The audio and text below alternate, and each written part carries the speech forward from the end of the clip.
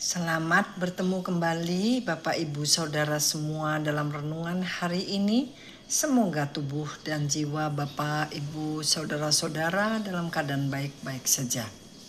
Kita mulai membaca bersama-sama ayat Alkitab yang akan menjadi renungan pada hari ini. Diambil dari Yesaya 53 ayat 2. Sebagai taruk ia tumbuh di hadapan Tuhan, dan sebagai tunas dari tanah kering ia tidak tampan dan semaraknya pun tidak ada, sehingga kita ingin memandang dia, dan rupa pun tidak sehingga kita menginginkannya. Saudara, ayat ini bernubuat tentang Tuhan Yesus yang akan datang. Di atas kayu salib ia tidak tampan karena mukanya sudah habis dianiaya dan dipukuli, sehingga Alkitab mengatakan bahwa rupanya pun hancur sehingga kita semua tidak ingin melihatnya. Betapa menyedihkannya saat-saat itu pukulan dan cambuk sudah merusak seluruh mukanya. Dari 53 Yesaya ayat 3, ia dihina dan dihindari orang, seorang yang penuh kesengsaraan dan yang biasa menderita kesakitan. Ia sangat dihina sehingga orang menutup mukanya terhadap dia, dan bagi kita pun dia tidak masuk hitungan.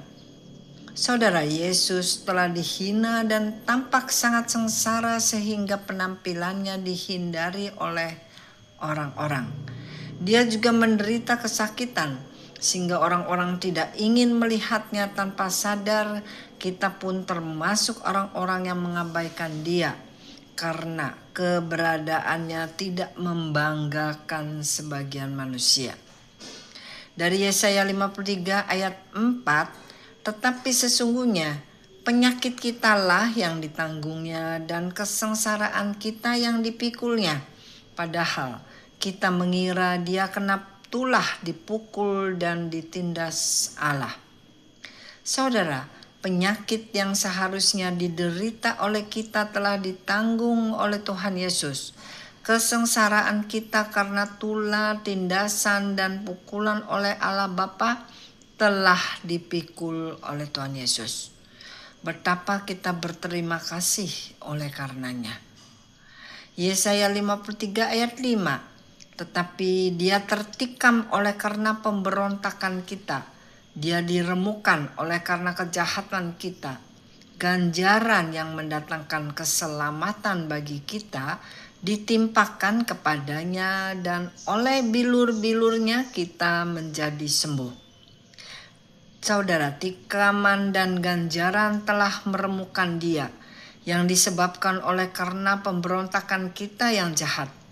Tetapi Yesus sudah menanggungnya semua hukuman itu karena dia mencintai kita. Dan oleh bilur-bilurnya kita semua sembuh. Berarti kita semua sudah sembuh dari segala penyakit. Si jahat, si iblis yang memberikan perasaan bahwa kita masih memiliki sakit tersebut. Ayat ke-6. Kita sekalian sesat seperti domba, masing-masing kita mengambil jalannya sendiri. Tetapi Tuhan telah menimpakan kepadanya kejahatan kita sekalian. Saudara, kejahatan, kesesatan, dan kesombongan kita telah mendatangkan dosa dan kutuk. Dan hal itu semua telah ditimpakan kepada Tuhan Yesus. Semua hukuman yang seharusnya dijatuhkan kepada kita telah ditimpakan kepada Tuhan Yesus di atas kayu salib, sehingga kita bebas dari hukuman Bapa. Kita semua umat yang percaya telah bebas dari hukuman. Hal ini ditulis di kitab Ibrani pasal 8 dan pasal 10 yang bunyinya, dari Ibrani 8 ayat 12, sebab aku akan menaruh belas kasihan terhadap kesalahan mereka dan tidak lagi mengingat dosa-dosa mereka. Saudara, apakah Allah Bapa masih mencatat segala dosa, kesalahan, pelanggaran, dan kutuk-kutuk kita akibat perbuatan bodoh kita di masa kini dan yang akan datang?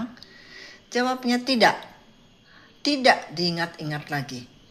Allah Bapa sudah selesai dengan dosa kita yang telah ditimpakan ke atas tubuh anaknya Yesus. Kalaupun ada akibat dosa yang muncul, itu akibat dosa yang tidak melupakannya. Dunia yang tidak melupakannya. Hukum dunia akan berlaku dan kita tahu siapa penguasa dunia itu sesuai Alkitab, bukan?